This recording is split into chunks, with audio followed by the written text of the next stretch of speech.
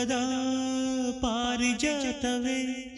ಯಾಕೆ ನೀನು ಎದೆಯ ತುಂಬಿದೆ ನೀನು ಒಳಗಿರಲು ಮಲಗೋ ಮಾತಿಲ್ಲ ನೀನು ಒಳಗಿರಲು ಉಸಿರೇ ಬೇಕಿಲ್ಲ ನೀನು ಕನ್ನಡದ ಚಂದನದ ಕಂಪು ಕಸ್ತೂರಿ ಪ್ರೇಮ ಲೋಕದ ಪಾರಿಜಾತವೇ ಯಾಕೆ ನೀನು ಎದೆಯ